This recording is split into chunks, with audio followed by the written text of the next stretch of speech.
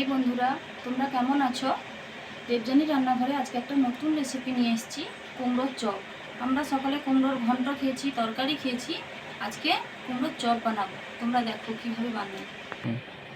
কুমড়োর চপ বানানোর জন্য যে উপকরণগুলো লাগবে আমি সেগুলো আগের থেকে রেডি করে রেখেছি।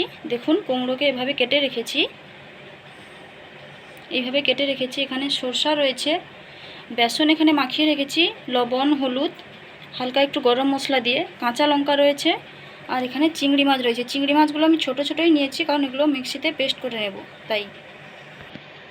বন্ধুরা, এবার একটা মিক্সিং জারে কাঁচা লঙ্কাগুলো দেব, সরষাটা দিয়ে দেব, আর এই চিংড়ি মাছগুলো দিয়ে দেব। এবার এগুলোকে পেস্ট করে নেব। এটাতে একটু হালকা করে সরষার তেল দিয়ে দিচ্ছি।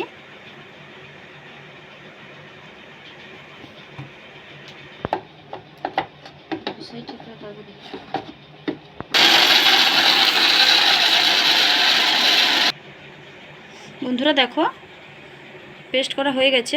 এবার এতে হালকা করে একটু গরম মশলা দিয়ে দেব। গরম মশলাটা দিয়ে দিলাম। এটাকে ভালো করে মাখিয়ে নেব, গরম মশলাটা মিক্সড করে নেব। কড়াইতে তেল দিয়ে দিয়েছি, তেলটা এবার গরম হতে দেব। আর এপাশে কুমড়োতে এবার চিংড়ির সেই মিক্সিংটা ভরে দেব। তোমরা দেখো, এভাবে একটা কুমড়ো নিলাম, তার উপরে দিয়েছি, তারপরে আরেকটা দিয়ে দিলাম। এভাবে সবগুলো কুমড়োর ভেতরে চিংড়ির মিক্সিংটা ঢুকিয়ে দেব।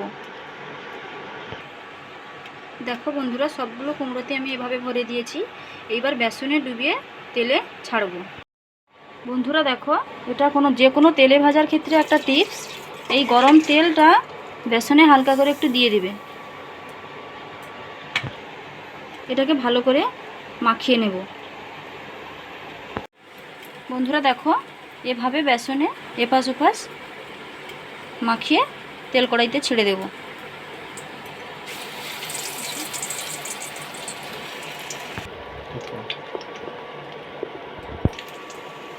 বন্ধুরা দেখো, এক পাশ হয়ে গেছে, আরেক পাশ উল্টে দেব।